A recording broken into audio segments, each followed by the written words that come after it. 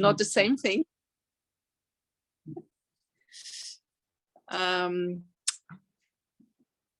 Yeah, just let me. Okay, so yesterday we spoke about patience and waiting, and that it is not the same thing. And patience is actually what is happening in the mind, while waiting is what is happening in the body, right? So this evening we have been able to watch our mind, what happens when we need to wait. And I hope you all pass the exam that the universe offered us without even asking for that. So thank you for being here. And we start with a meditation, just like yesterday. So make yourself comfortable.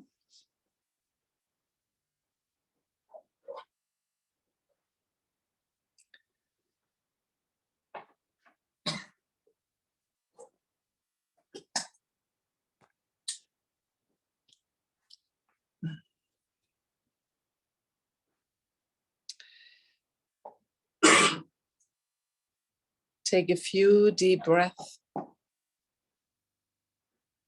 Breathing in and completely letting go.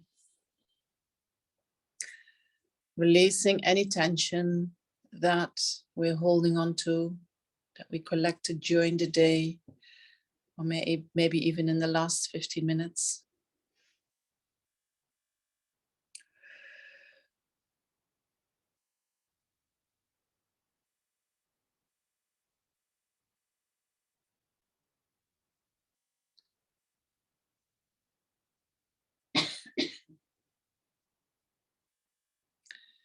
And then let the mind settle down.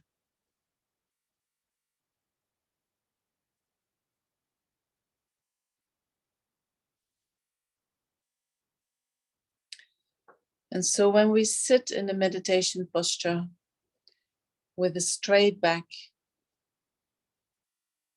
with the shoulders relaxed, the hands on your lap or in the meditation posture,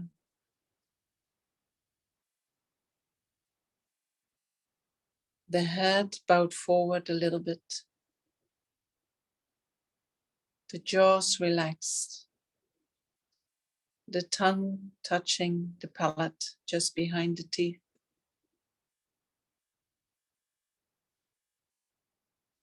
And the eyes are slightly closed.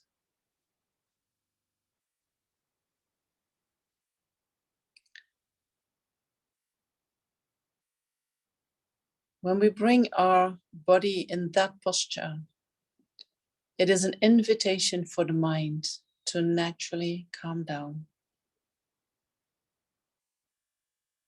All the delusions, the root afflictions, naturally calm down.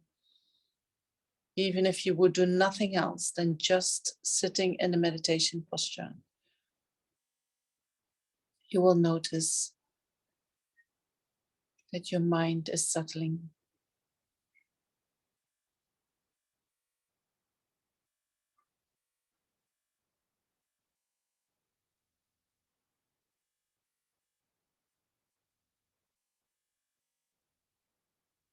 And when you focus your mind on your body, on your posture, the mind automatically is in the present moment.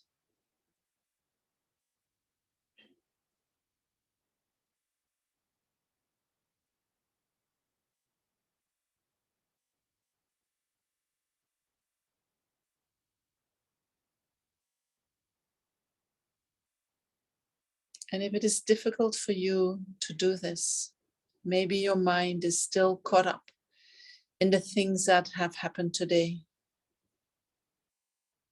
Now look at that mind and know that whatever has happened today has passed. You cannot change that. And especially you cannot change that now. And so when you see that, it's easy to let go. Now it's not the time to resolve any problems that are still there from today. And if you have a future that is already thinking what you're going to do next, try to let go of that mind as well. Knowing that the best preparation for your future is in this moment.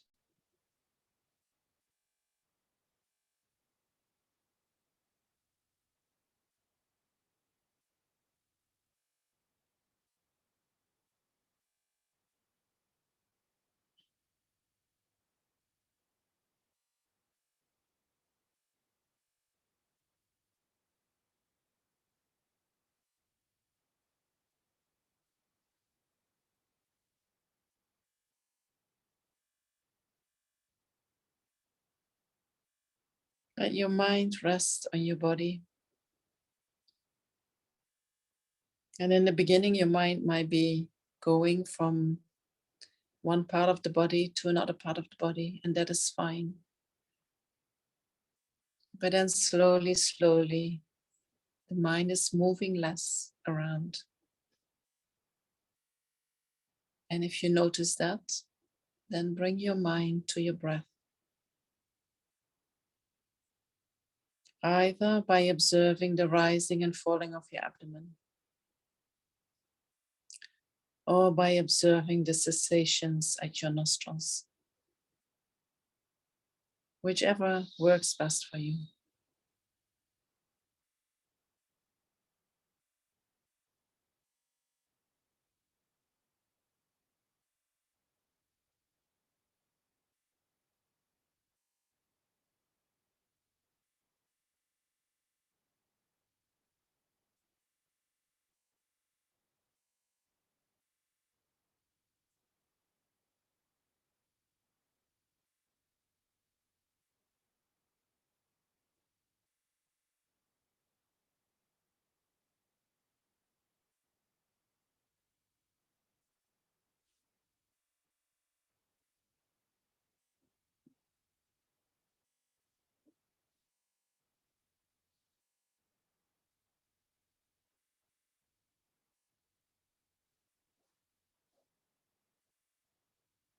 And then we adjust our motivation.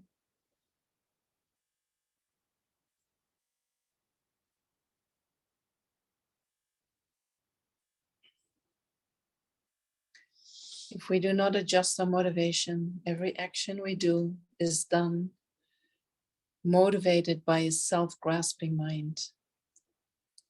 And that self-grasping mind is interested in finding happiness right now, and is interested in finding happiness for me. And so with the motivation yesterday, we brought that mind from being interested in finding happiness right now to wanting to strive for the happiness of enlightenment.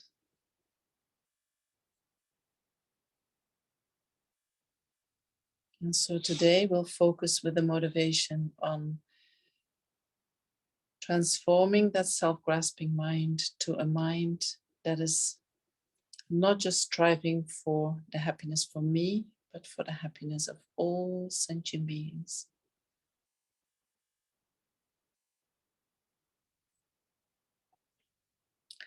And all sentient beings, that includes everybody that we love, that we like, that we feel close to.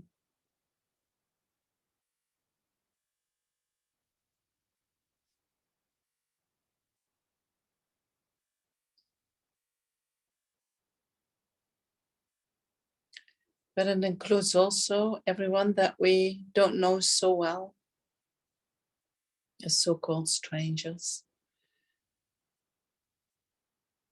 And many of these strangers we don't know at all.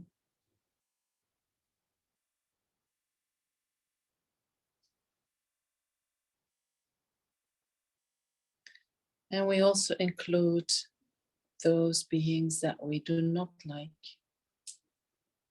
beings that have harmed us, beings that we have difficult relationships with.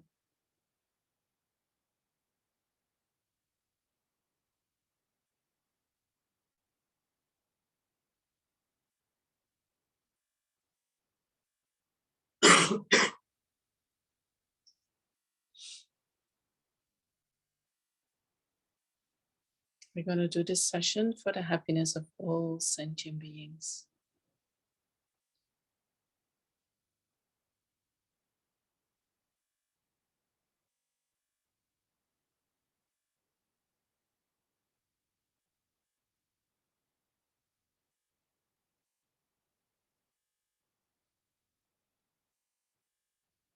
And so reflect on what that means for you. And then bring your mind into the shamatha meditation.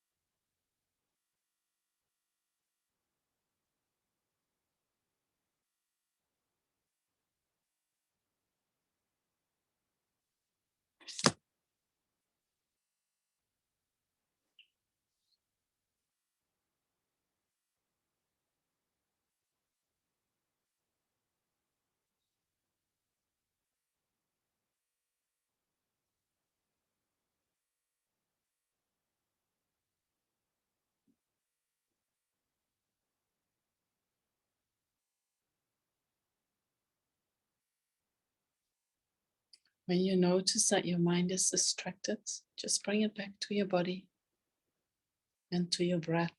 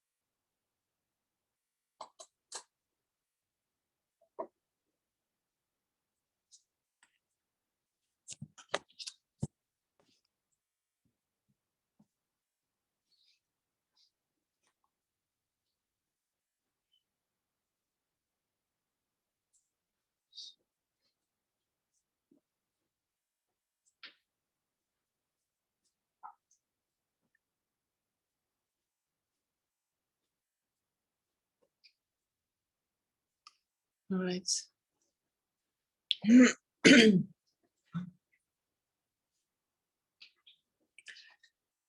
If you have any comments that can be helpful, for instance, you feel like I need more instruction, I want to know this, why doesn't you do that? Please write it in the chat.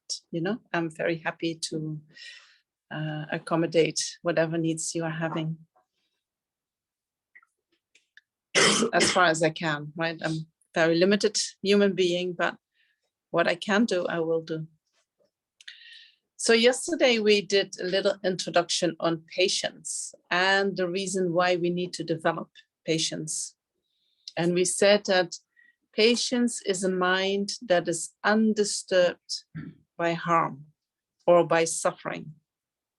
So it is a capacity that endures suffering, that can be with suffering without getting upset, without getting disturbed. It is a very tolerant mind. When we have a mind of patience, then whoever is in front of us, we are fine with these people, right? If we don't have patience, then we are in a group of people, and then we find this one person who's agitating us. Look at him. What has he done now?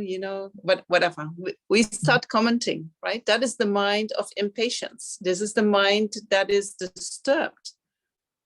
It's not being able to tolerate what it is perceiving, has aversion arising in the mind for something. Right? We all do that, right? But when we have a mind of patience, then we can tolerate whatever is happening. We do not get upset. And so that mind of patience is not some people are born with it, but I think in order to develop it, we need to practice a lot. We need to especially develop our wisdom mind. A wisdom mind that understands the process of how the mind works, why we are reacting, and how we can do that differently. It is a mind that understands the nature of reality. For instance, the better we understand the impermanent nature of reality, When things happen, we know this is passing. This is something that is coming and going. We can reflect on that. And then the deeper our understanding is of impermanence, the easier we can let go of that unpleasant experience. Even more profound is if we have knowledge about the nature of ultimate existence. If we know the ultimate reality, yes. If we have understanding of the ultimate nature of reality, of the I'm not getting confused with the words.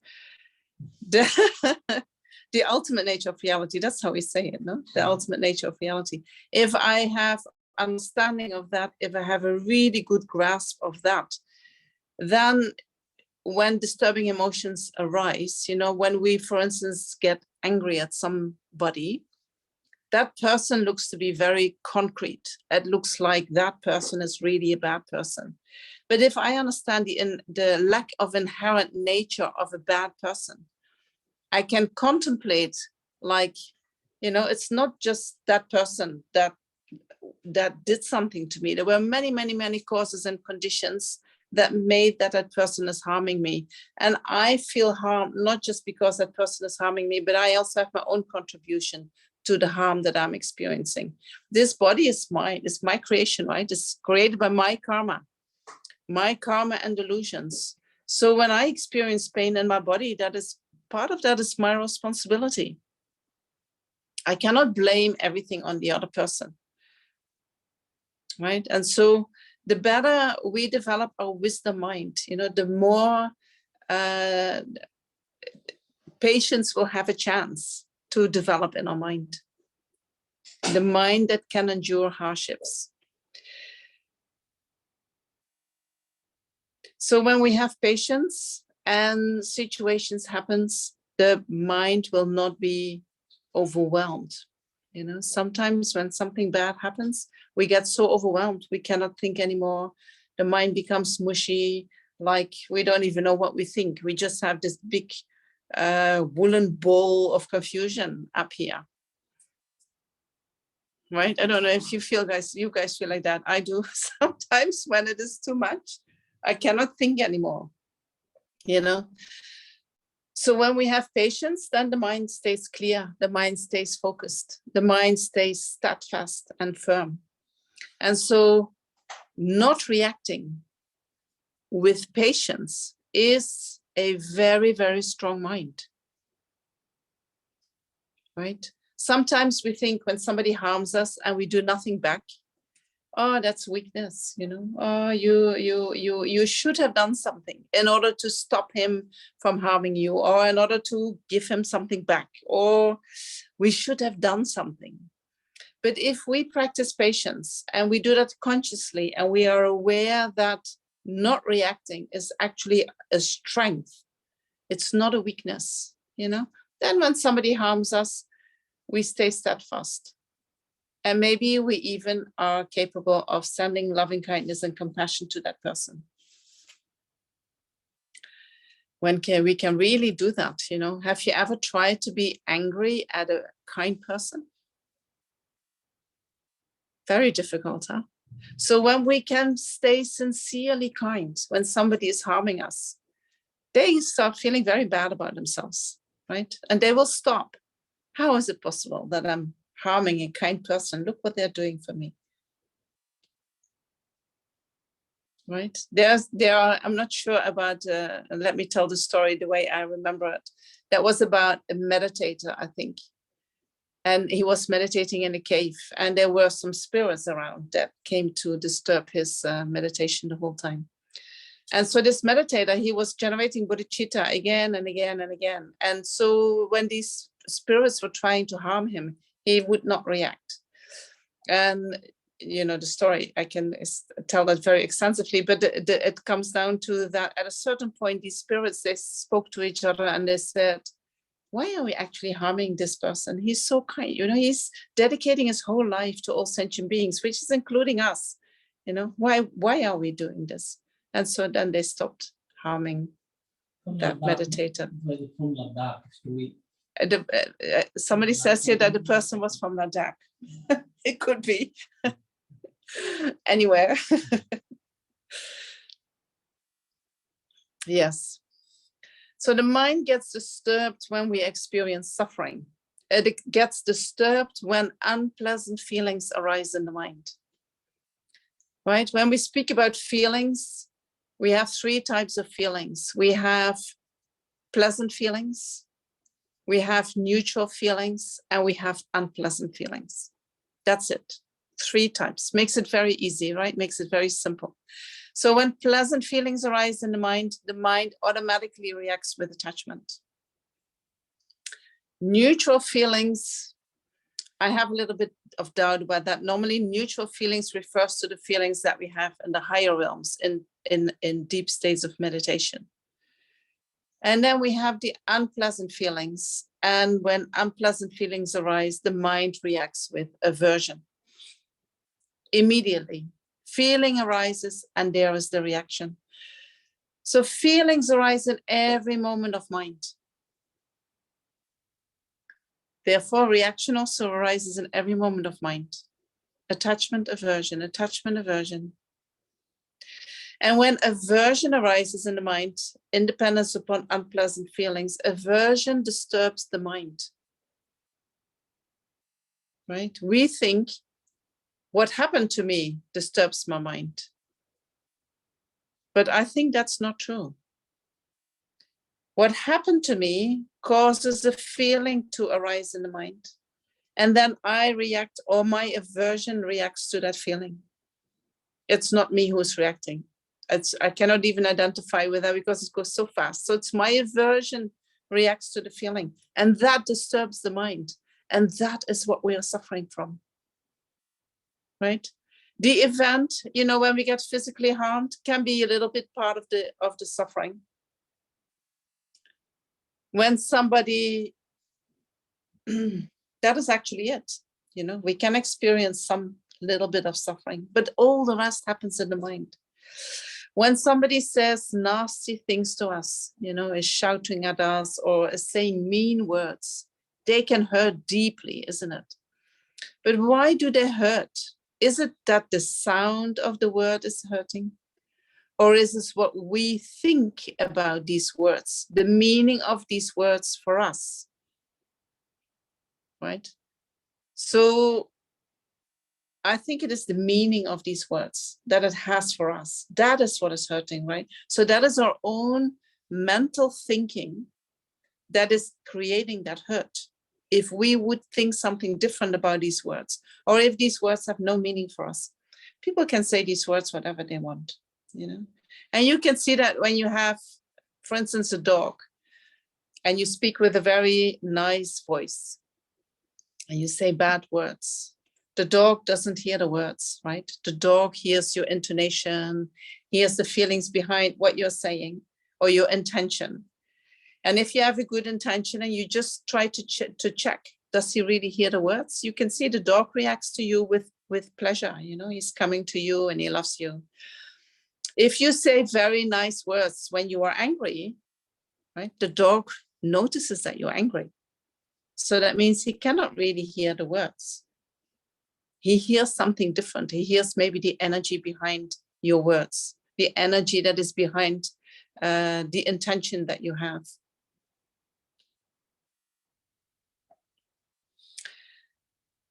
So when unpleasant feelings arise, it is our way of handling these unpleasant feelings that disturbs the mind or not. Right? So for some people that can sound like they are blamed for their own misery. And that's actually not, in a way it is true, but what I want to get across is if that process is mainly depending upon your own mind, how you react, then you have the power to change that. Right? If what we are feeling, what we are experiencing is actually determined by others, we do not have so much power. But if it is coming from our own mind, right? We can say, okay, how can I change my reaction? How do I do that? And if I practice that, I actually will be able to do so. And so then I take power over my own mind. And when I can handle my own mind, if I can make sure that my mind is not disturbed when I receive harm, my life will be more peaceful. My life will be more happy. I will have so much more to give to everyone who is around me. I have so much more space in my own mind to grow in whatever direction I want to grow. I can develop all the qualities that are needed in order to, I was going to say to attain enlightenment, but in order to develop my potential for wisdom and compassion. Right? So there is our power.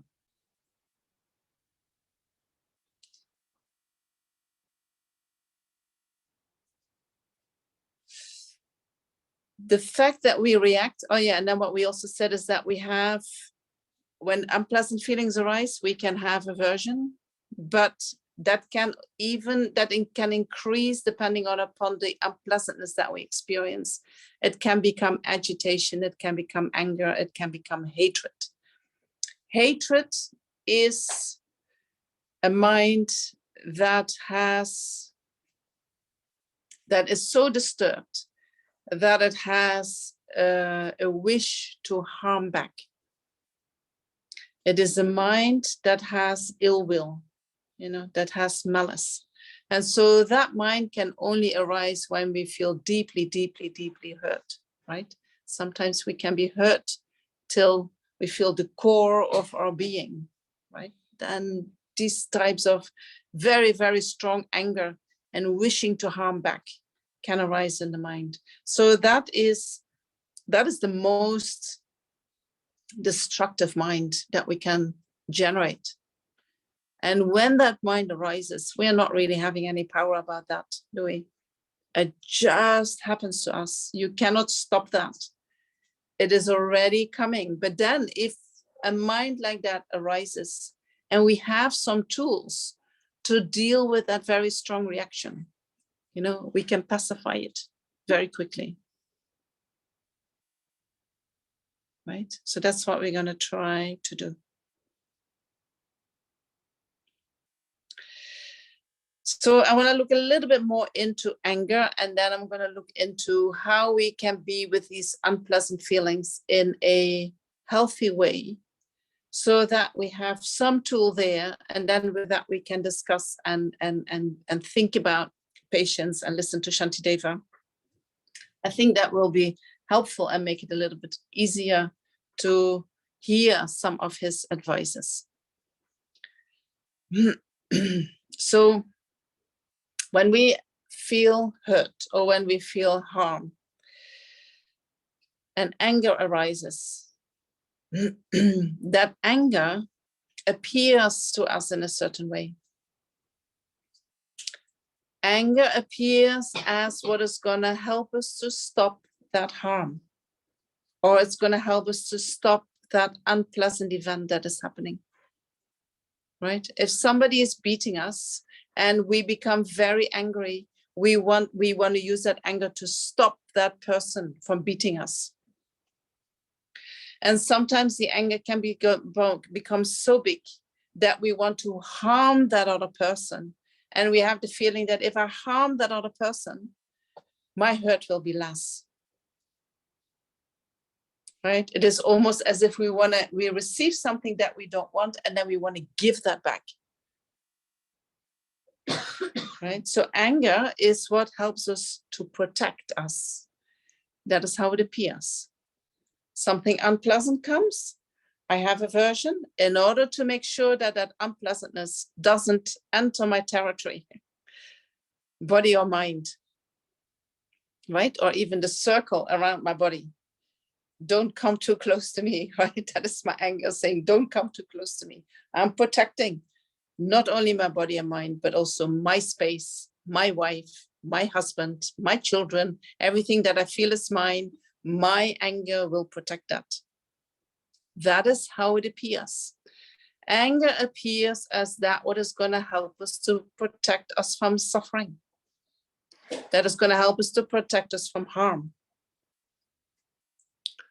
So how does it feel for us when we are angry?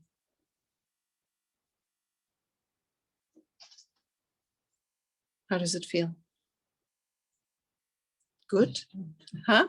Completely disturbed. Completely disturbed.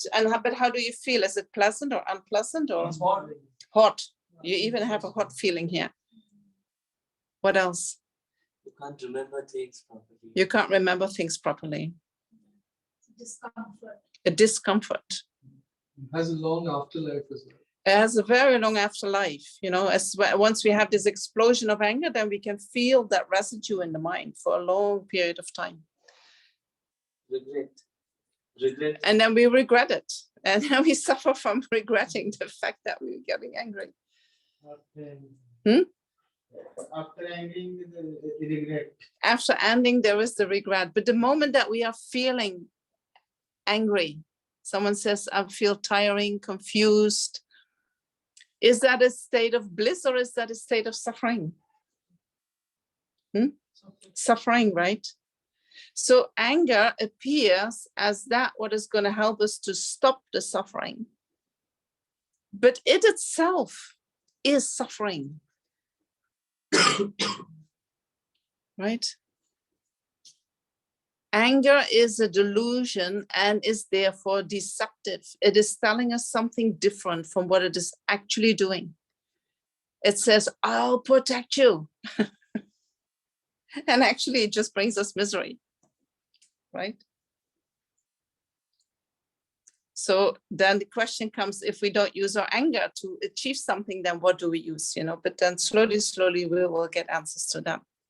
But we need to see that anger is promising us something and it is not delivering what it is promising. It is promising separation from suffering, while it is actually only bringing suffering, not only to ourselves, also to the other person. Right? So when somebody beats us up, we become angry. That means the mind is disturbed, right? And then that we use that anger to push that person away. If we would have a mind of patience and somebody beats us up, I can stay patient undergoing that suffering of the beating, but my mind does not get disturbed. And I can try to stop that person thinking, you're creating so much negative karma, beating up a nun, you know. Don't do that, right? I can try to stop that person with a patient mind and maybe even compassion, thinking about the karma that he's creating by his own actions. Right? This is where we want to go to. But in order to do that, we need to see that our reaction is counterproductive. Our reaction is not serving us, you know. Our reaction is good in an immediate life-threatening situation, right? And if you feel that you need to do that, you use it. But in most situations, that anger is not useful. We use anger very easily in order to try to get rid of discomfort. You know, a little mosquito, we can get so angry about a little mosquito. I mean, what is that? A little mosquito, right? He's disturbing our peace of mind. But if we really understand who is disturbing the peace of mind, you know, it's our reaction to the mosquito. Right? If we can find that source inside, I point here because my mind always goes racing when I get angry, but also anger is also here, right? If anger arises and we can see that what is upsetting our mind is coming from inside, then we also know where to address that problem. If that upsetness is coming from inside, we can never stop that by doing an action outside. Right? We cannot stop anger by doing anything outside. We cannot stop suffering by doing anything outside. The suffering is inside us. It's how we react to a feeling. So what do we do when unpleasant feelings arise? Someone says helplessness fuels anger. Option is, oops, let me just open that chat somewhere else. Options is helpful. Options for your helplessness. If helplessness fuels your anger, that means that helplessness is an experience of suffering for you, is a very unpleasant feeling for you. And so that is not for everyone the case, right? Some people, they are helpless, but they're totally fine. They are totally fine when other people take care of them. They're very happy, they're very content. Other people go crazy when they're helpless, right? So then you have to look, why is it so difficult for me to feel in this way, to feel helpless? And then you need to unravel all these ideas that you have about yourself and about being helpless and about others,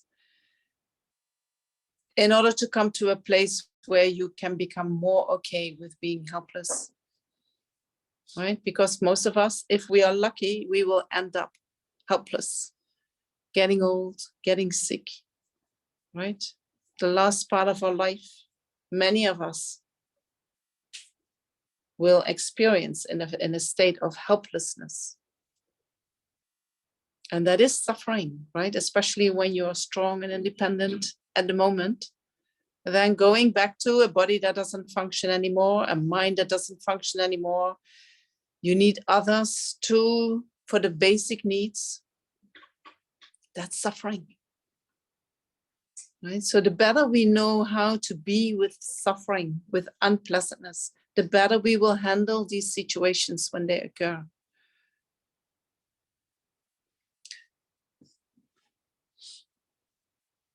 So when unpleasant feelings arise, and there is a question, but I will answer that when we go. When an unpleasant feeling arises, what do we do at the moment? What do we do with that? Tell me. Now I try to wash myself. Now you try to watch yourself. Okay, before you came to Tushita, what do we do with unpleasant feelings? Sometimes lash out. We lash out. What do we do with it? What happens internally with the feeling that arises? You want to avoid it. You want to avoid it. You want to push it away. Aversion. Yes. Aversion. And so the lashing out can be a way that you don't feel it. You focuses over there, Yes. right? Distract or escape from it. So you distract yourself or you escape from it. Keep ourselves busy in some other work. So you keep yourself busy with something else. So we distract ourselves from the unpleasant feeling, or we suppress the unpleasant feeling, right? We do not want to have anything to do with that. I don't like it. So then when unpleasant feelings arise, how do we speak to ourselves? Have you ever observed that? What do you say to yourself internally? Feel there is something unfair which is happening. Something is unfair. This is not fair. It's okay, it's part of life also. You as part of life, you also have been coming long time to Tushita. It's true, it's part of life. Life is unfair. What else? You're stupid. You're stupid. What else? How can I fix this? How can I fix it? Do you really do that? I do. Before that, what do you think before that? Before you think, how can I fix it? Before that, sometimes it's this feeling of this is not fair. This is not fair. happening to Why me? is this happening to me? Poor me, poor me. Why is it happening to Not me? again. Not again. Oh, I expected better from the other person. I expected better from the other person. But what do you say to yourself? You know, do you ever wonder, like, did I do something wrong? Or it must be me?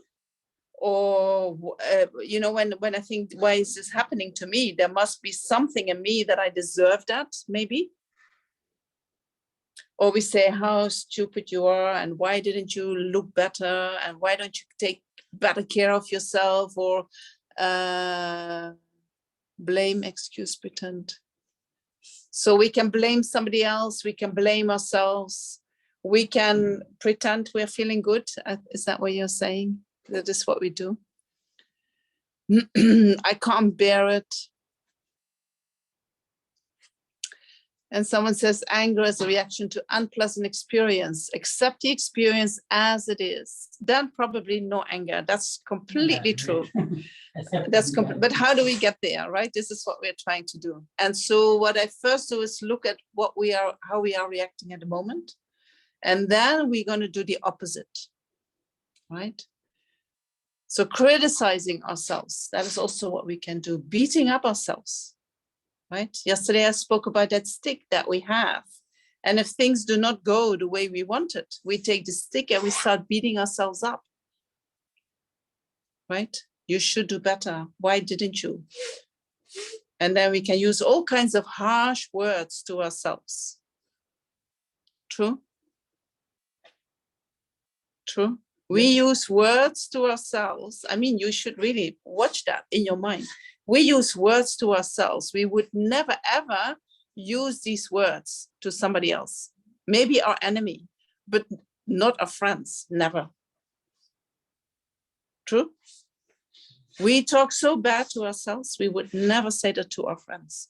So we don't treat ourselves nicely while we experience suffering. We become more harsh with ourselves. Right? This is hurting ourselves. And so then when we do that, when the anger arises and we start beating ourselves up, and we have that suffering experience, what we feel within that suffering is that we are often alone in that experience. We feel separated from everybody else. Do you recognize that? When you have shitty experiences, it's like you're separate from everybody else. You see everybody else socializing, oh, they're having such a great time, and you're sitting here with your shitty feeling, and you cannot connect. And you have the feeling nobody understands what I'm going through. True? Yes, frustration. And then you can be frustrated about that. Yes. Then maybe more anger comes because you feel separated and you want to be connected with people. Right? So this is what happens when unpleasant feelings arise. So if we find a better way of being with them, you know, we can already take away one of the big problems that we experience in life. Right? Being with unpleasant feelings, I think is one of the biggest skills to have in life. So what can we do? You know, and we said the first characteristic is that we want to move away. We want to suppress it. We want to push it away. We want to distract ourselves. We don't want to feel it. So the first thing that we need to do if we want to counteract this whole chain of reaction that is making us feel so miserable, we have to say, oops, unpleasant feeling is there. And be mindful of that feeling. And we maybe then observe that tendency to distract ourselves or to push it away. And we say, okay, what would happen if I stay? And I'm going to feel it. Right? And that might be very scary. And so maybe you want to hold yourself somehow, you know, holding yourself like this can already help. Or you want to hold yourself in this way, or you want to put your hands on your stomach, or maybe one up and one down to hold yourself, to be with that unpleasantness. Right? But you become mindful of it and you feel it. Where is it in the body? What is it doing? Where does it want to go? And then while you are doing that, instead of having that stick in your hand, you put a stick down and you talk to yourself as if you're talking to your best friend. Right? What would you say to your best friend? It's okay. It's okay. It's okay to feel this. You are okay. The feeling is not determining who you are, right? It's just a feeling coming and going. What else do we say? It will pass. It will pass. When you're really in suffering, yeah, that can be like, oh. That will pass has a certain time that you can say it, right? Not in the heat of the problem. That will pass. In the heat of the problem, you say something soothing. When there's anger, you know, when there's unpleasantness in the mind, it can be so painful. What do we say to a little child that is in pain? I love you. I love you. I love you no matter what you feel. I love you no matter how you react. What else? What do we say? You're safe. You're safe. You're safe. You're such a beautiful boy. You're such a beautiful girl. You're safe. I'm with you. Right? And so then we get already to the third one, that is, you know, even sometimes saying to yourself, you're not alone, can help to get rid of that feeling of this disconnectedness, you know. We are not to help yourself reconnect again. Because we do disconnect when anger arises, when aversion arises. We somehow disconnect at a certain level in the mind. And so then knowing I'm not alone helps to reconnect. And that feeling of I'm not alone, we can do that by saying that to ourselves, you're not alone. But we can also think about, I'm not alone in this experience. I'm not the only person in the world who's feeling this. Right? This is a human experience, and there are so many human beings in the world having similar experiences than me. Right? And we can reach out to these people in this way, you know, and then say, okay, I know there are many out there experiencing the same. You need to check what works best for you. You know, I prefer to hear you're not alone than to think about others with the same problem. Right? It works better in my being, but you need to find, how can I get the feeling of reconnecting again? What helps me, right? And so then when we can be present with that unpleasant feeling, and while that unpleasant feeling is arising, we speak kindly to ourselves, as if we speak to our best friend. And then we let ourselves know that we are not alone in this experience. Right? That is the quickest way to move through something unpleasantness in a very wholesome way.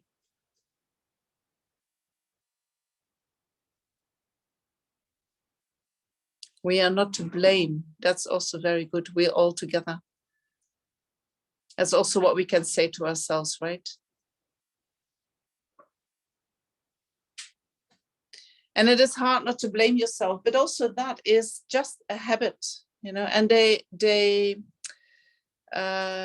are universities that are doing study on self-compassion, and they have given people, I think, these 3 tools: being present with the feeling, having kind self-talk, and then realizing that you're not alone in that experience. And they let the students from that university practice that to see, and then they monitor how quickly it has a result.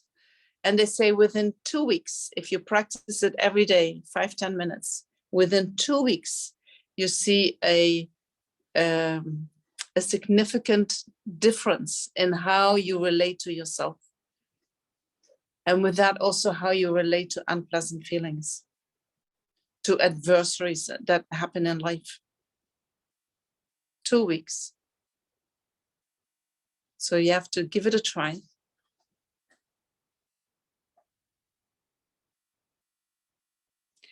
And so when we have these 3 qualities, being mindful of the unpleasant feelings that arise, having kind self-talk, and then realizing that we are not alone in that experience, we develop a mind that can experience unpleasantness without getting too disturbed. Right? Being kind to yourself when you go through suffering helps already with not agitating that disturbance that might have been created by your aversion. right? So we develop a kind of patience, right? And so that patience, we do need that in when we want to develop loving kindness and compassion for others. And this is what we are saying that we are about, right? When we started teachings, we say, I want to achieve enlightenment for the benefit of all sentient beings. Well, having loving kindness and compassion for all sentient beings, we need patience. Without that, we cannot get there. Without patience, as soon as somebody harms us and we have no patience, we start harming back, right? Or as soon as somebody harms us and we have no patience, that person becomes my enemy. Right? When I have enemies, it's also very difficult to generate emotion, the motivation to wishing for enlightenment for the benefit of all sentient beings, because that enemy is part of all sentient beings, needs to be included in all sentient beings. And so I think that is very beautiful in His Holiness, who says, every time when I meet somebody, I have the feeling I'm meeting an old friend, right? He only meets old friends. It's wonderful, no? It's like there cannot be any anger when you meet old friends. True. We need to reflect, right? Sometimes we hear all these words flowing over us and we think, yeah. But sometimes we need to stop and think, is that really true what she's saying? You know, you need to check me. You don't want to just receive. Anger is phenomenon. It arises because of causes and conditions, not to personalize it. Yeah, that is one way also of being with anger. You know, sometimes the anger is already there, right? And it is strongly there. And then if you recognize that anger, one way of lessening that anger is that you say, there is anger in the mind. I am not my anger. Anger arises from many causes and conditions. Although it is in the mind, it is not the mind itself. Anger arises and then dissolves back into the mind. We can contemplate that nature of anger also in order to lessen the anger. That's true. But this was more in relation to, you know, how do we have compassion for ourselves? How are we with unpleasant feelings, right? This can be a step towards listening to that chapter on patience. And then, you know, because even when we do that, sometimes unpleasant feelings arise. So what do we do with that? Right? So then when we know what to do with it, it becomes more easy.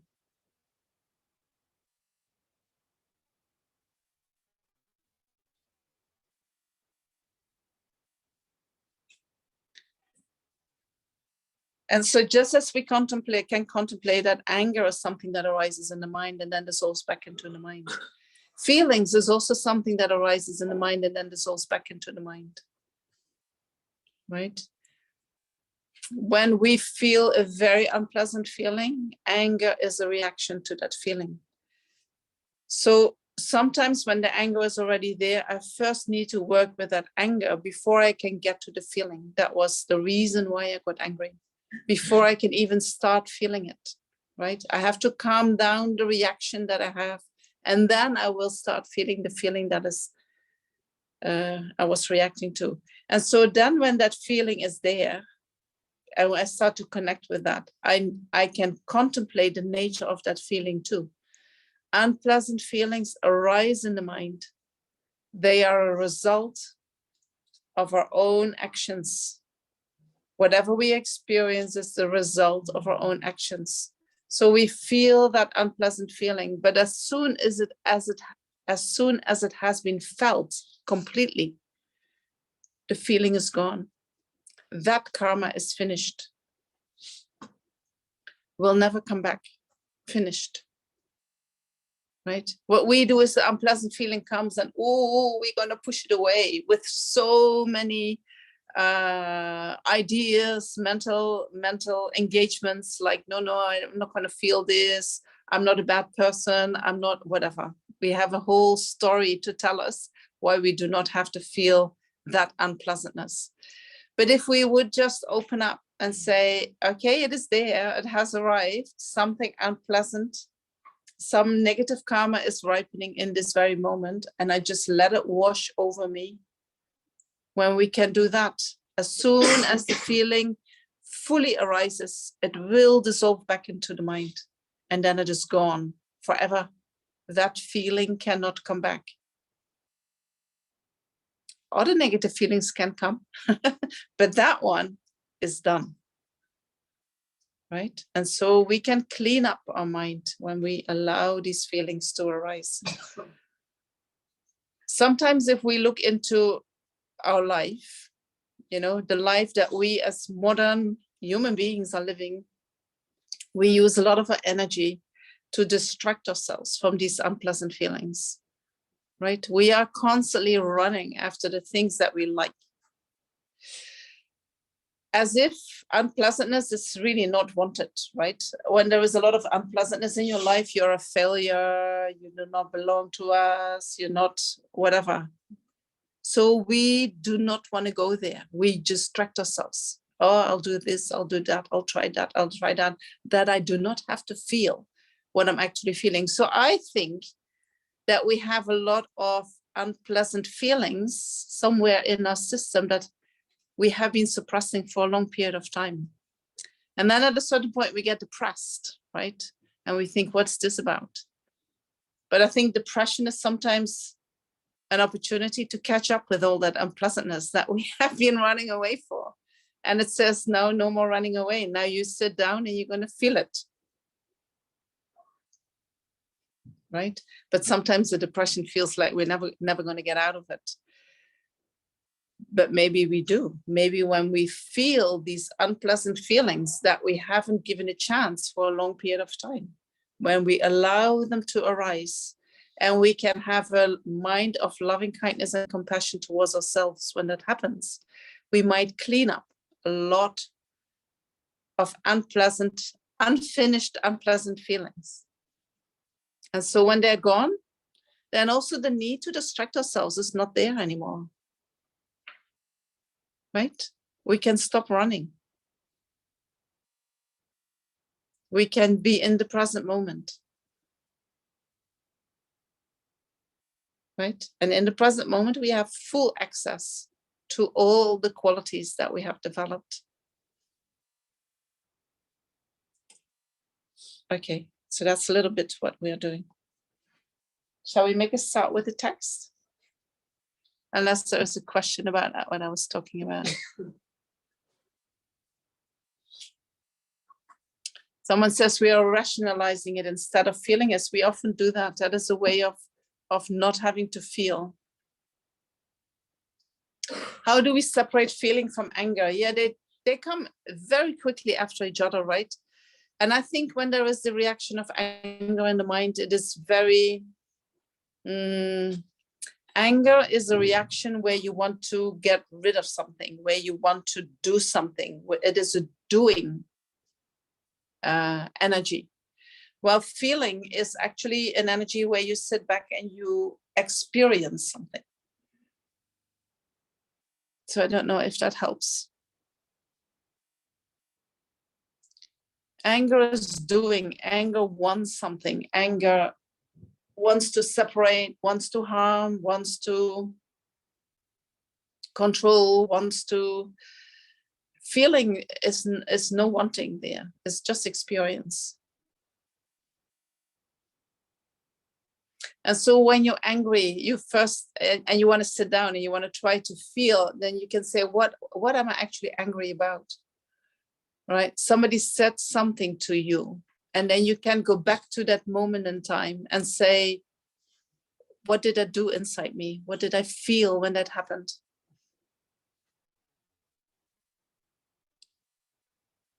So that helps me sometimes. I go back to the beginning, before the moment that I was angry, and repeat in my mind what was happening, call it to my memory, and then try to feel like, what was it? Where did I feel really hit that made me so angry?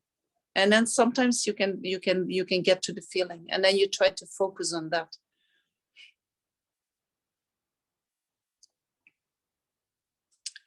Why do we begin to build upon such feelings and at times make it worse for ourselves? Why do our brain work that way? Why does our brain work that way? Well, that is actually, so when feelings arise, we have an automatic reaction. Pleasant feelings, I react with attachment. Unpleasant feelings, I react with aversion. This is an emotional reaction. There is no thinking there. Then when we have reacted, we mentally engage with that reaction. So we think, but that thinking is totally based on emotion. There is no logic there. It is based on my aversion, my attachment, what I like and what I do not like.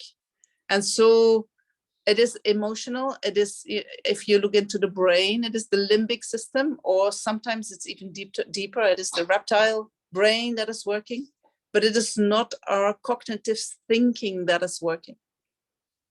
And then what we do when we have these reactions, we use our cognitive thinking to justify the reactions.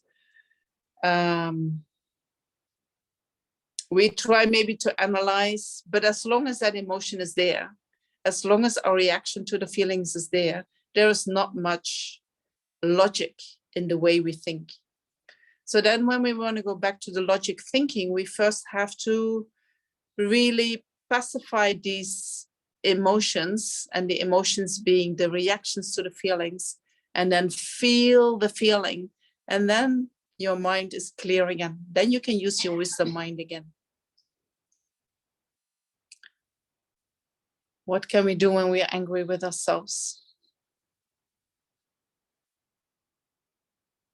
We're angry about something, right? Not just, I'm angry with myself. Why are you angry with yourself?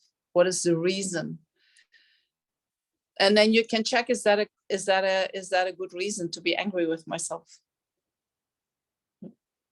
Right? Sometimes we're angry with ourselves. It can be a habit that we developed when we were very young, you know, when we didn't have the courage to be angry with our parents, and we all put it on ourselves. And so then we grow up as adults and we keep repeating that habit. Just something to think about. If there is fear without logic, is that feeling? Fear is a feeling. Fear is an unpleasant feeling, but it's only one kind of unpleasant feelings. And feelings themselves, they do not have logic, you know. I think the lack of logic is to the reaction to the feeling that you're having. The reaction to the fear. That is... I mean, if we are really threatened and fear arises, there is a logic to that fear, right? When, for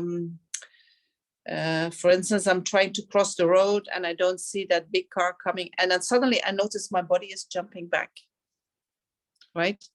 And then I feel the fear in my body. I feel it. Oh my gosh, I'm completely shaking, right? That there is great logic to that, but it goes beyond our conscious mind. We cannot, our cognitive mind, we cannot grasp that. We cannot follow that, right? That is a real protection that is happening. All the other fears.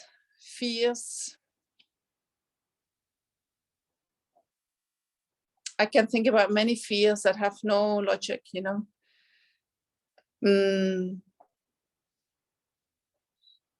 For instance, if I tell you a story, you know, a very horrible story of what has happened today here, right? You were here, you noticed that. I'm just joking. He looks at me and thinks, oh, what happened? But if I'm going to tell you something really terrible has happened here, and I'm telling you the story, and then you all go, oh, something really terrible happened at Tushita, and you start imagining it yourself, and then maybe I sent you a picture of something that insinuates it, but it is not, you don't see anything. And you think, oh, then the mind starts visualizing the whole situation. And then fear, oh my gosh, if this can happen at Tushita, right? Nothing has happened at Tushita, right? That fear is totally, there is a logic there, but at the same time, it is not logic and it is not even based on the truth. That is how we human beings and fear work together, right? Fear normally comes when we feel threatened, when we feel endangered, when we feel that we can't make it, when we don't feel safe. You know, there's so many reasons why fear is in the mind. There is a logic to it, but but it is at the same time, it is an emotional reaction. And often we don't understand the logic because it is buried so deep in our subconscious mind. Fear for having said something or done something foolish. Why would you be afraid? Venerable, do you have advice how to very long-lasting anger, ingrained anger? You know, some people, I've heard, I'm not sure if it is true. Some people live lives, they are mainly based on attachment, you know. They're all the time busy with this nice, and I'm going to do good things, and I'm looking for pleasure. And there are other people, they are struggling with adversities all the time. And this aversion is coming up and this anger is coming up. And what do I do with that, right? These are two tastes that we can have in life. Often it is a mixture, but sometimes we tend more to one side. So very long-lasting ingrained anger can be already coming from past lives, right? You could check with your mom. Was I like that when I was a baby, you know? For instance, Venerable Robina said, I was angry from the moment I was born, you know? I don't know how she knows that, but she says, from the moment I was born, I was angry. Very clear, you know? I did that many times in my past life. But you can be, and anyway, it doesn't really matter where it's coming from, whether it's coming from past life, whether it happened due to negative experiences in the beginning of this life, that get triggered very easily, and then the anger get triggered very easily. So these three things that we did with these three aspects of self-compassion, you know, I would advise you to start sitting with that. Yeah, so you're talking about anger triggered by ongoing harm, you know. So then the first thing is that you try to find safety from that harm. Right? Because when you are constantly in a situation where you are harmed, the mind, and we have an uncontrolled mind, right? The mind is reacting with aversion. And if that aversion is building up, it becomes anger. And then you cannot say, now I'm going to practice patience in that situation. I think that is extremely difficult. I don't know how to do that. I think you first need to go to a safe place where you do not experience that harm. And then your body and mind, instead of being all the time like this, you know, waiting for the harm to come back to you, you can finally relax and start to unwind all that tension that you have been building up by trying to protect yourself from that harm, you know, because that is what anger does. We can see anger is saying that it is protecting us, but it is actually not protecting. But when it arises, it is so convincing. We just follow it automatically, right? So then when harm is done to us repeatedly, the mind and the body, they go like this, right? To protect yourself. And so you cannot say, now I'm going to practice patience when you're in this situation. You first have to go back to normal. And so you need to unwind. And then when you feel safe, then you can start looking at what was happening. So, and if that is happening in your family, you know, sometimes you have to walk away, even if it is very difficult to do.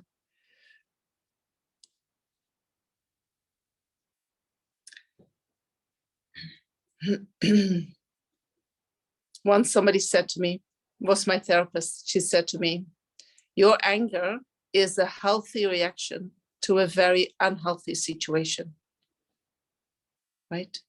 So when the situation is unhealthy, anger is the natural response to that. This is the only response that we have in order to protect ourselves.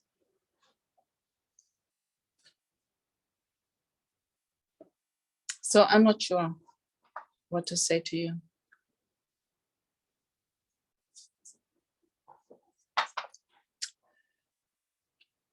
Try to find somewhere a place where you feel safe and where you don't have to protect yourself. Whether that is a little place in your house or whether that is somewhere outside of your house, but where you feel here, I can relax, here I feel safe, so that you come back to yourself. You know, you have a chance to come back to yourself. Then slowly, slowly, you can maybe start doing something about the anger. But when you are really in a difficult situation,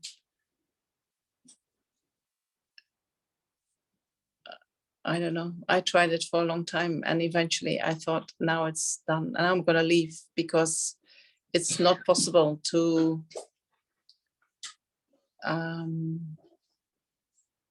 you know, I think we first need to develop patience. We need to develop our mind. We need to strengthen our mind before we can handle these situations. And if anger is arising again and again, that is a sign that your mind is not able, not capable of being with that suffering that you are experiencing. Your mind is trying to protect you. So in that situation, it's very difficult to strengthen your mind, but maybe listening to the teachings will help, you know. So let's see how we go. So let's go to the text and take the first verse, that we make at least a start.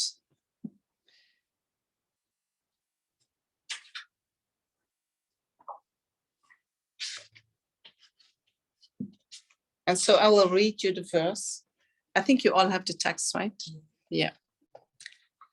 Whatever wholesome deeds, such as venerating the Buddhas and generosity, that have been amassed over 1,000 eons, will be destroyed in one moment of anger. And so, so what I'm gonna give as any commentary, right? I'm gonna use a book from His Holiness, which is called Healing Anger. Healing Anger. And that is a commentary on this chapter 6. Because sometimes you read something and you have your own interpretation, or you know a lot from the Dharma, so you think, oh, that must mean this. So when I read His Holiness commentary, I was quite surprised. So what he said is that this verse wants to inspire us to generate strong enthusiasm for developing the mind of patience. So, do you see that? No, I also don't see it. But I think when I started thinking about it, I thought, I think I know how he means it, or how maybe in that generation they see that. So when you see that anger or hatred is so destructive that it can destroy in one moment so much of your good work, you know, if we realize how difficult it is to create positive actions, to create merit, and we realize that we have created merit in the past, right? Many lifetimes we have been engaging in creating merit. So when we know that one moment of anger is destroying lifetimes, it says eons, which is like, I don't know how many lifetimes, eons of working really, really hard to create good merit, good karma, right? Then you get maybe in a shock, oh my gosh, you know, that is horrible. So then I want to develop patience. I want to develop a mind that doesn't become angry, right? This is the intention. This sounds more like scare tactics. What is it? Yeah. Scare tactic. Yes, in Buddhism, there is always a scare tactic, right? Because they say in order for us to achieve something, we need two powers. One is the power that we want to run away from something, and one is the power that we want to run towards something. If we activate both, we go most fast, right?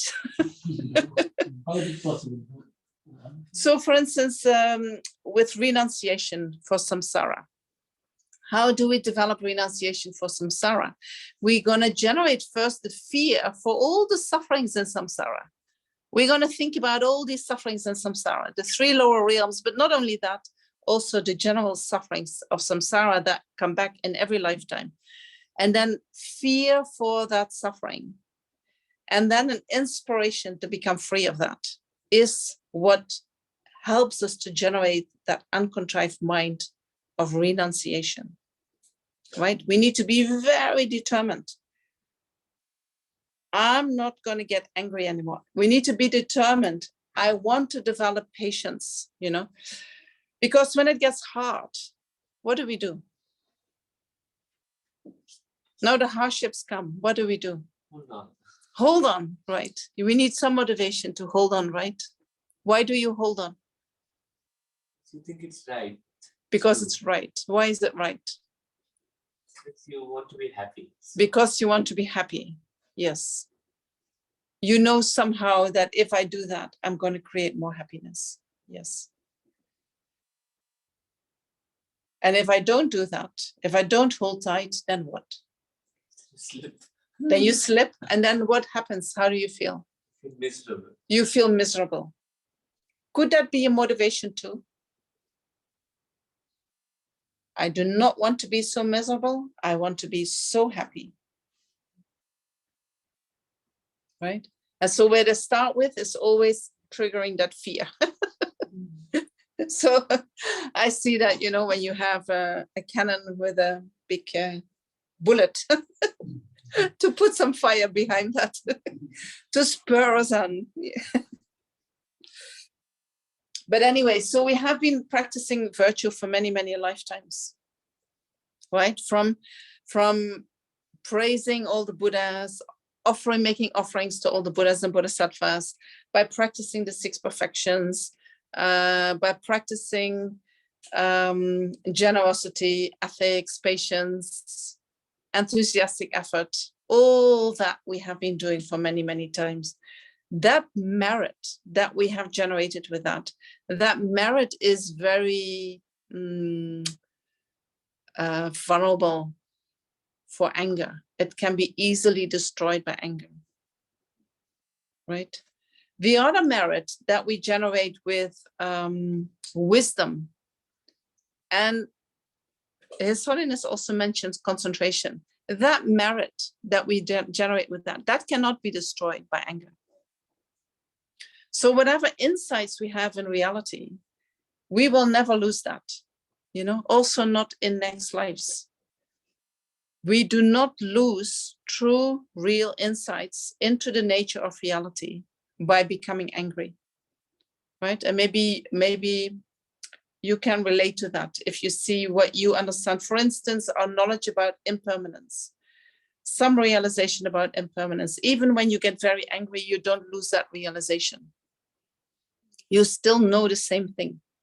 But what you do lose is something in your heart, some gentleness, some softness. And you said that it's going to last a while, no?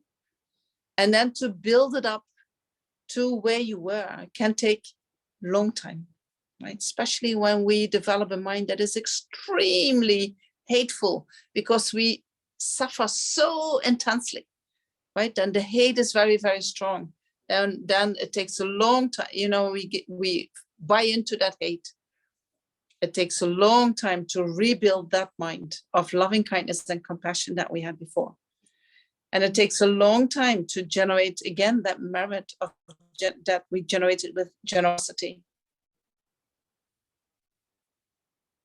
right? And then with ethics, when we have become so angry, I don't know, maybe you say, well, this whole Buddhist thing, you know, I'm just going to throw it out and I'm going to hang out in the cafe and I'm going to do that. Maybe you throw out all your ethics at the same time. You don't value it as much anymore as before. I don't know. You know, why would I always be the good guy if these bad things happen? I also going to become the bad guy. Maybe then things are going to change, right? We can do many things under the influence of anger.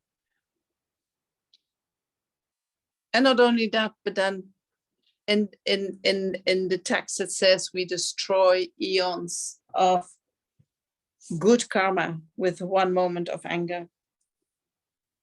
So that just shows how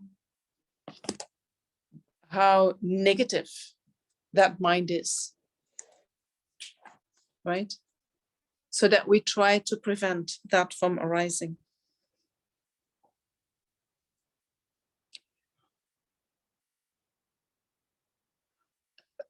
Someone says, I really like the advice to cultivate enthusiasm. That's the next chapter.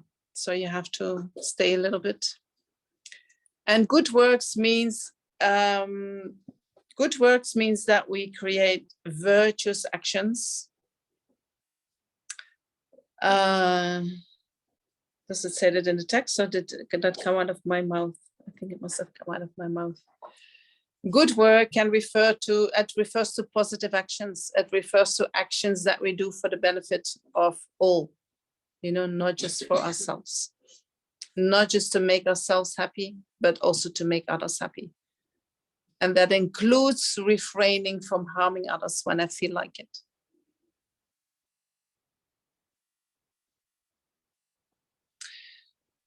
And so then in the second verse, it says, there is no transgression like hatred and no fortitude like patience. Thus, I should strive in various ways to meditate on patience.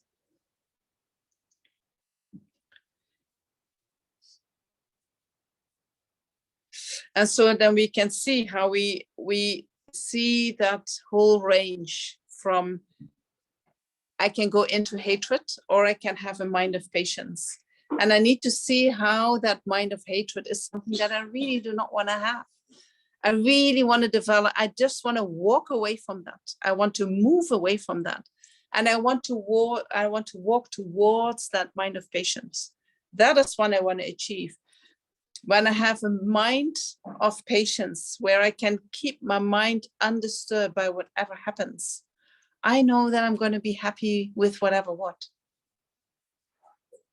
Right? So we move from here, from hatred, all the way to the mind of patience. We run away from the hatred towards the patience, right? This is what we are invited to do. And then we do one more verse and then maybe we leave it for tonight. My mind will not experience peace if it fosters painful thoughts of hatred. I shall find no joy or happiness. Unable to sleep, I shall feel unsettled.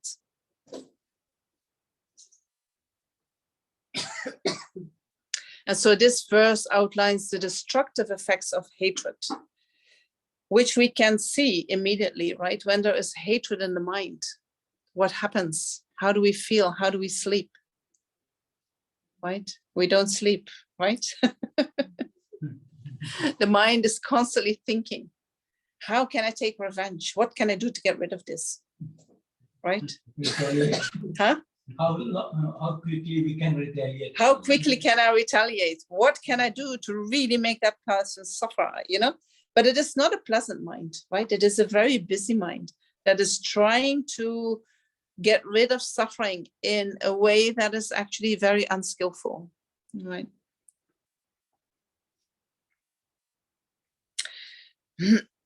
And so if we think about the fact that we, just as all sentient beings, we all want to be happy and we want to be free of suffering, right? And so in order to be happy, in order to find happiness in this life, we talk about, you know, we want to try to achieve liberation. Yes, that brings happiness. We try to achieve enlightenment. Yes, that brings happiness.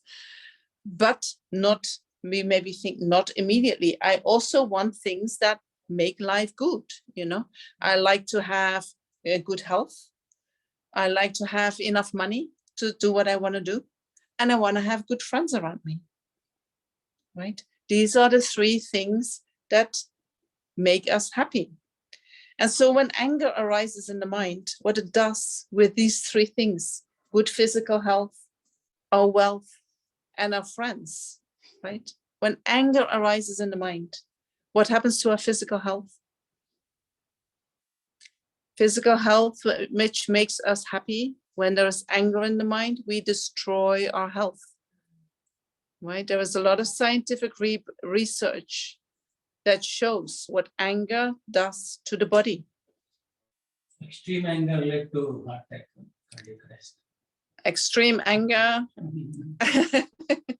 leads to cardiac arrest, I hear, yes. Or high blood pressure. Or what else? You know, I mean, Shantideva says that from being angry, we become ugly. Right? Sometimes you see beautiful, they look kind of beautiful, but you think they're ugly. Right? It's like they're not attractive. Ugly in the sense, not attractive. Beautiful body, but not attractive. You know, that is because of what you see from their mind. Anger in the mind makes us unattractive. Right? When there's anger in the mind, what do we do with our wealth? You know, maybe we have this beautiful porcelain vase and we take it and we throw it and we break it, right? Or maybe we do other things that is destroying our wealth under the influence of anger. And then with our friends and companions, when we have a lot of anger, what happens? Fight with them. Huh? You fight with them, and then what happens? What are the friends doing? You lose them. You lose them, right? Angry people are often very lonely, very alone. Nobody wants to be with them. Nobody wants to be friends with them. That's why meditation centers in running in Tihar jail and others.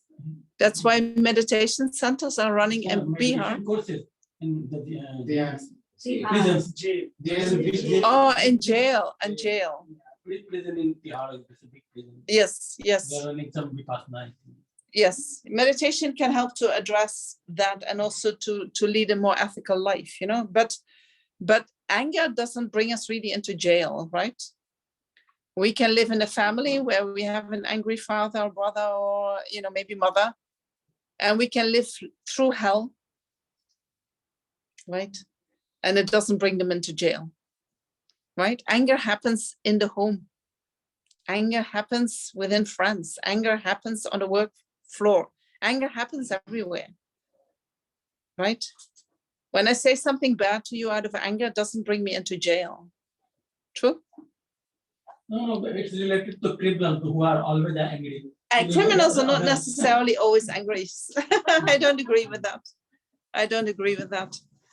But can be, right? Can be that they live their life in a mindset of anger. It's possible, but I wouldn't say always. Yeah, sitting in the art. Yes.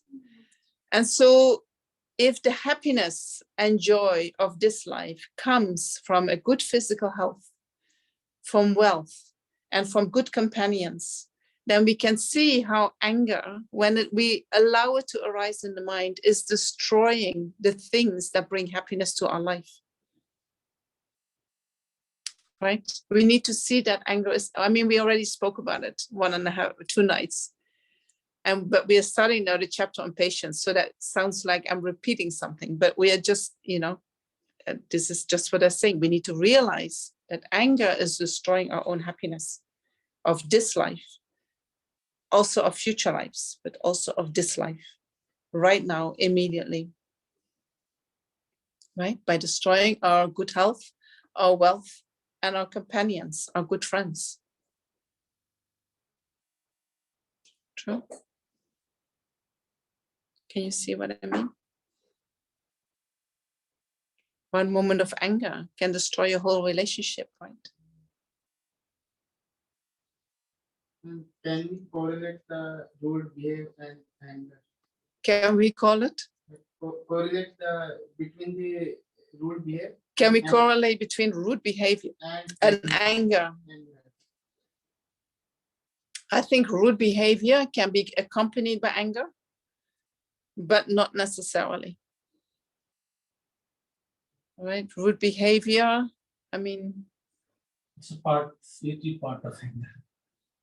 maybe there is a correlation with anger, but that would be very deep psychological digging in order to really get that clear. And I don't think it is now the right time to do it, but there can be a correlation.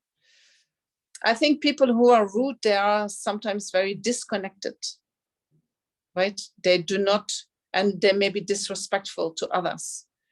And so when there is a lot of anger in the mind, or maybe unprocessed, unpleasant feelings that have been reacted to with aversion, then it can be that you become so disconnected that you just, you become rude because you're disconnected, right? So then there can be a correlation between anger and being rude. In order to become really gentle and compassionate and loving and fine-tuned, we need to be able to sit with our suffering, to be with that. When we are constantly reacting, the mind cannot become very refined. So then when somebody that is rude, and the mind is very coarse.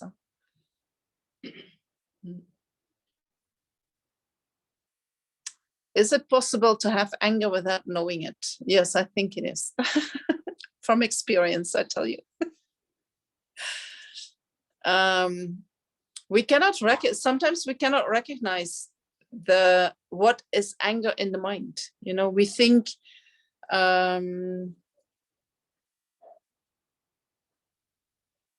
for instance, anger thinks I'm right.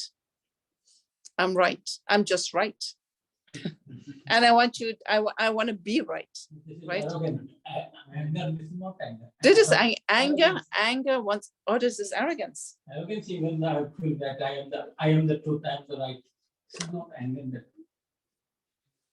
That's the feeling. No, let me think. Maybe I'm mixing them up. No, anger is right. Anger. No, I think anger is right. Pride is the best.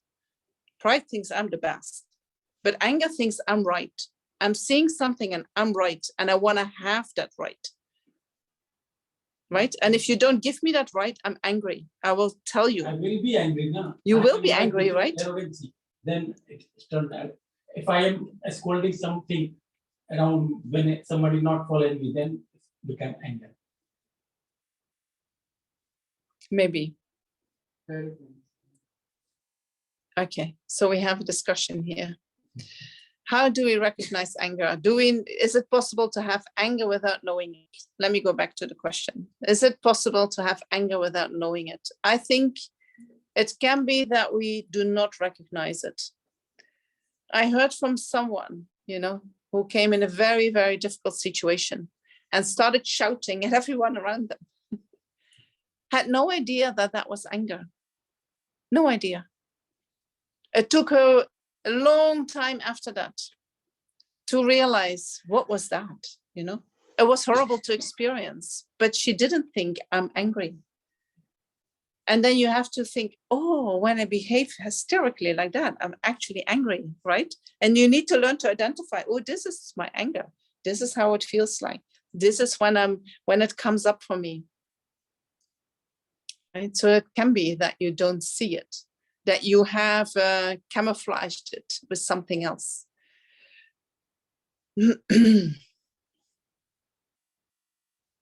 Yes.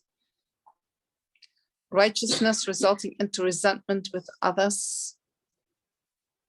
So that righteousness that I was pointing to is that you want to be right, If you want to be right and you want to be seen as being right, that is a delusion. Let's call it delusion, whether that is pride or whether that is anger. You want to be right, that is delusional.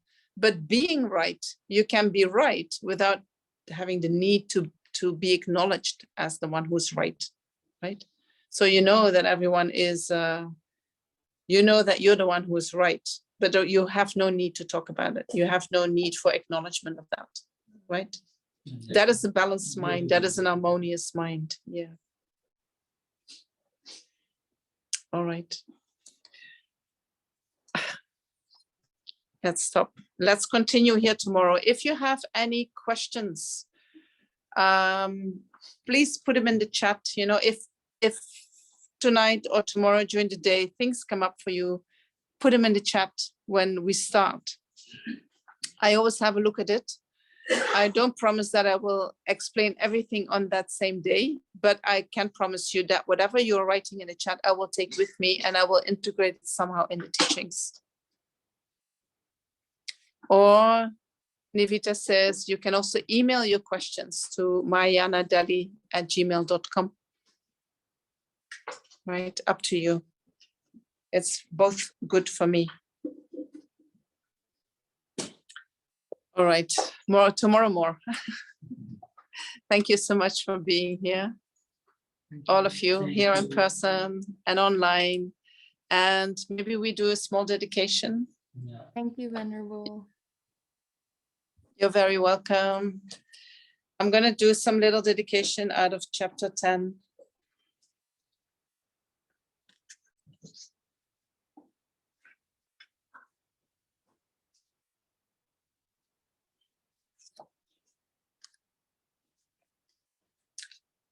And so I'll start at verse 16, but I'll just use it as a little inspiration, you know, and we can think that whatever merit that we have created by being here tonight, listening to the teachings, participating in them, contributing to them, thinking about them, reflecting on them, may all that merit that we have created, whether we have come to conclusions in our mind or not, that's really not important. The thinking process, the really trying to understand process is much more important. So that creates the merit. And we're going to dedicate that merit. And visualize that merit in the form of white light. And maybe you can let that white light gather above your head in the form of a white ball that then sinks to your heart and then radiates out into the 10 directions.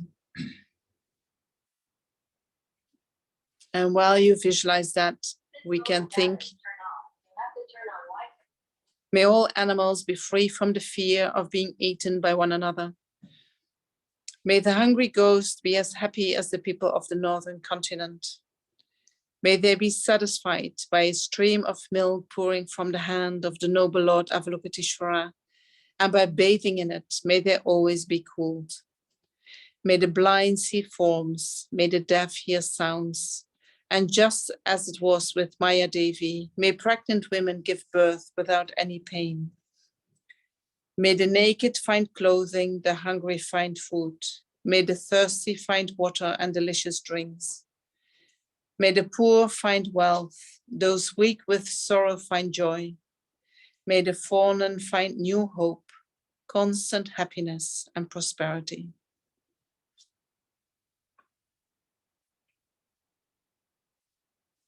Thank you so much.